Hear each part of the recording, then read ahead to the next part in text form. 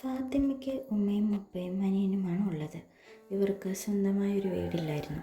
കോഴിക്കോട് സിറ്റിയിൽ നിന്നും 15 കിലോമീറ്റർ മാറി കക്കോടി എന്ന സ്ഥലത്ത് ഒരു വലിയ പഴയ വീട് വാടകയ്ക്ക് കിട്ടിയിരുന്നു. വാടക നല്ല കുറവായിരുന്നു, പക്ഷേ നല്ല സൗകര്യങ്ങളുള്ള വീടായിരുന്നു. 3 ബെഡ്റൂം, വലിയ മുറ്റം, പിന്നിൽ തെങ്ങിൻ തോപ്പ്. ഫാത്തിമയുടെ ഉമ്മച്ചിക്ക് ആദ്യം ഒരു സംശയം തോന്നിയിരുന്നു. ഇത്രയും വലിയ വീട് ഇത്രയും തുച്ഛമായ വാടകയ്ക്ക് എന്തെങ്കിലും പ്രശ്നമുണ്ടാവും. പാപ്പ ചിരിച്ചു തള്ളി. എന്ത് പ്രശ്നം?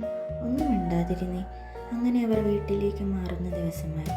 അവർ വീട്ടു സാധനങ്ങൾ മാറ്റുന്നതിനിടയിൽ വലിയ കണ്ണാടി വീണ് ചില്ലുകൾ ഉടഞ്ഞു.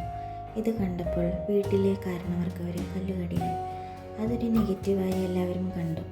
എങ്കിലും ഫാത്തിമയുടെ ഫാമിലി അത് അത്രയ്ക്ക് കാര്യമാക്കിയില്ല. ഇത്രയും വലിയ വീട് കിട്ടിയ സന്തോഷത്തിലായിരുന്നു അവർ. അങ്ങനെ അന്ന് അവർ ബിരിയാണി ആയിരുന്നു ഉണ്ടാക്കിയത്. അന്ന് രാത്രി ഫാത്തിമയുടെ അനിയൻ പുറത്തിറങ്ങിയപ്പോൾ ഒരു നായ അവനെ നോക്കി ഒരു പ്രത്യേക രീതിയിൽ കുരയ്ക്കുന്നുണ്ടായിരുന്നു. അവൻ ഇക്കാര്യം ഫാത്തിമയോട് പറഞ്ഞിരുന്നു. അന്ന് രാത്രി ഉറങ്ങുമ്പോൾ ഫാത്തിമയുടെ ചെവിയിൽ ആരൊക്കെയോ എന്തൊക്കെയോ മനസ്സിലാവാത്ത ഭാഷയിൽ പിറുപിറുക്കുന്നത് പോലെ തോന്നി. അവൾ പിന്നെ പേടിച്ചിട്ട് ഉറങ്ങിയിട്ടില്ല. അവൾ ആ രാത്രി മുഴുവൻ ഖുർആനിലെ വരികൾ പാരായണം ചെയ്തു.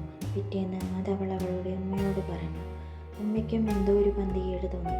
ഒരാഴ്ച കഴിഞ്ഞു ഫാത്തിമയുടെ അനിയന് നല്ല പനി, 105 ഡിഗ്രി. രാത്രി അവൻ കരഞ്ഞുകൊണ്ടേയിരുന്നു. അവൻ്റെ കാലം ആരോ പിടിച്ച് വലിക്കുന്നത് പോലെ. ഉപ്പ, എൻ്റെ കാലം ആരോ വലിക്കുന്നു. ഉപ്പ രാത്രി എണീറ്റ് നോക്കിയപ്പോൾ അവൻ്റെ കാലിൽ നഖത്തിൻ്റെ പോറൽ കാണാൻ സാധിച്ചു. ഫാത്തിമയുടെ ഉമ്മ ഈ കാര്യങ്ങളൊക്കെ അവരുടെ വാപ്പയോട് വിളിച്ചു പറഞ്ഞു. ഇതറിഞ്ഞ ഫാത്തിമയുടെ ഉമ്മയുടെ വാപ്പ അവരുടെ വീട്ടിലേക്ക് വന്നു. അവർക്കും വീട്ടിൽ വന്നപ്പോൾ ഒരു പന്തികേട് തോന്നിയിരുന്നു. അന്ന് രാത്രി ബാത്റൂമിലോട്ട് പോയ വാപ്പ ബാത്റൂമിൻ്റെ മൂലയ്ക്ക് ഒരു കറുത്ത രൂപം കണ്ടു. അദ്ദേഹം നന്നായി പേടിച്ചു. വേഗം അവിടെ നിന്ന് ഇറങ്ങി വന്നു. ഈ കാര്യം അവർ ഫാത്തിമയുടെ ഉപ്പയോടും ഉമ്മയോടൊന്നും പറഞ്ഞില്ല. അങ്ങനെ പിറ്റേ ദിവസം ഫാത്തിമയും അനിയനും സ്കൂളിൽ പോയിട്ട് വരുമ്പോൾ ഒരു മൗലവി അവരെ കണ്ടു. അവരോട് സംസാരിക്കാൻ നിന്നു. അവരെ കണ്ടതും അവരെ ഒരു ദുഷ്ടശക്തി പിന്തുടരുന്ന കാര്യം ഉസ്താദിന് മനസ്സിലായി. ഉസ്താദ് ഫാത്തിമയോട് കാര്യം തിരക്കി. അവരുടെ വീട്ടിലോട്ട് പോയി ഫാത്തിമയുടെ ഉമ്മയോട് സംസാരിച്ചു. അദ്ദേഹം വീട് മുഴുവൻ പരിശോധിച്ചു. അടുക്കളയുടെ പിന്നിൽ മണ്ണിൽ കുഴിച്ചിട്ട ഒരു കുപ്പി കിട്ടി. അതിൽ നൂലും മുടിയും ഒരു പേപ്പറും ഒരു ചെറിയ പാവയും കിട്ടി. അവസാനം ഉസ്താദ് പറഞ്ഞു, ഇത് ജിന്നിൻ്റെ വിളിയാണ്. നിങ്ങൾ അറിയുന്ന ആരോ ചെയ്തതാണ് ഈ കുടുംബത്തെ നശിപ്പിക്കാൻ വേണ്ടി. പക്ഷേ ജിന്ന് ഇപ്പോൾ നിങ്ങളുടെ കൂടെയാണ്. നിങ്ങൾ ഇവിടെ നിന്നാൽ അവൻ നിങ്ങളെ വിടില്ല.